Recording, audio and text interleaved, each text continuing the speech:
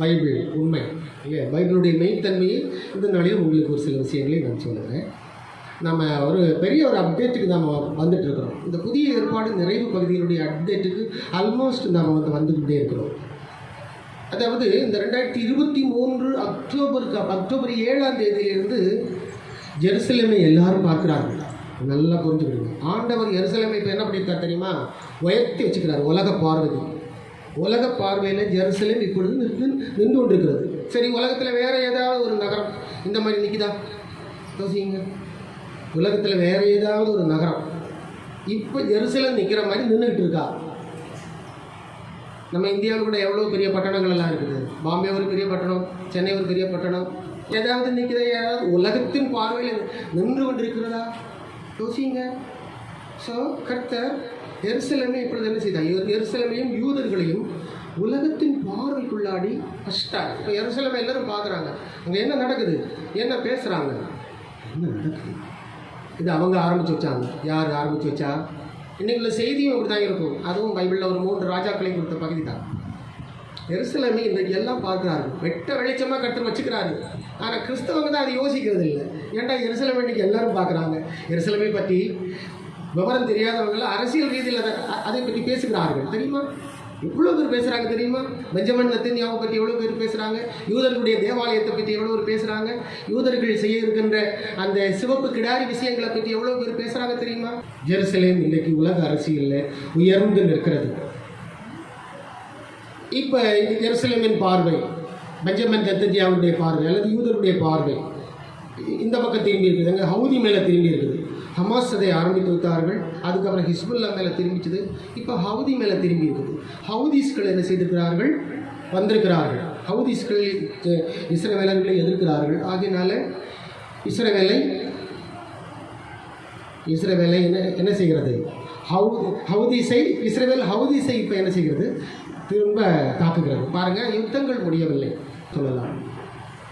கடந்த வாரத்துக்கு முந்தின வாரத்தில் இஸ்ரவேலுடைய ஏர்போர்ட், பென்குரியன் ஏர்போர்ட்டில் கொஞ்சம் டேமேஜ் ஆகிடுச்சு. கொஞ்சம் ஃப்ளைட்டெல்லாம் அவங்க ஒரு 3 மணி நேரம் 4 மணி நேரம் அதை நிப்பாட்டினாங்க.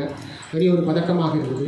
7 மடங்கு பழி தீர்ப்போம் அப்படின்னு சொல்லி 7 மடங்கு ஹவுதீஸினுடைய சிமெண்ட் ஃபேக்ட்ரி, ஹவுதீஸினுடைய துறைமுகங்கள், ஹவுதீஸ் அந்த ஏமன் நாட்டினுடைய சனா ஏர்போர்ட், இவைகளெல்லாம் அவர்கள் 20 ஃப்ளைட்டு கொண்டு போய் என்ன செய்கிறார்கள்? பாம்பு போட்டு எரித்து தள்ளினார்கள். தீப்பிழம்பு எரிந்து முடிந்தது.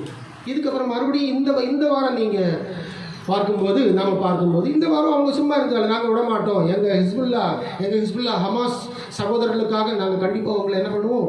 போராடுவோம். உங்களை நாங்கள் விட மாட்டோம், மீண்டும் நாங்கள் தாக்குவோம் என்று சொல்லி கிட்டத்தட்ட ஒரு 6-7 ட்ரோன்களை என்ன செய்திருக்கிறார்கள்? இஸ்ரேலுக்கு எதிராக மீண்டும் பைப் ட்ரோன்ஸ் தான், மிசைல்ஸ் என்று சொல்வார்கள். அந்த பைப் ட்ரோன்ஸை மறுபடியும் ஏவி விட்டிருக்கிறார்கள். அதை இன்டர்செப்டர் பண்ணி இஸ்ரேலில் அதை முறியடித்தாங்க. ஓகேயா? இப்போ அந்த 7 ட்ரோன்களுக்காக என்ன செய்தார்கள்? மறுபடியும் திரும்ப அடித்தார்கள். மறுபடியும் திரும்ப துறைமுகங்கள், அந்த துறைமுகங்கள் வழியாக ஆயுதங்கள் ஹவுதீஸுக்கு வருது. அதனால் அந்த துறைமுகத்தை அடித்தா இவங்களை என்ன பண்ணலாம்?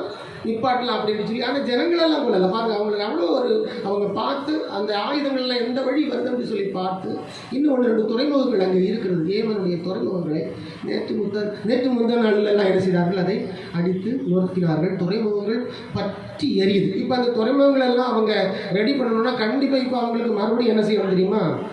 1 மாதம் ஆகும். இப்போ 2வது முறை பேசும்போது என்ன பேசுகிறது தெரியுமா? வலிக்க அடிப்போம் அப்படின்னாங்க. இப்போ எப்படி அடிப்போம்?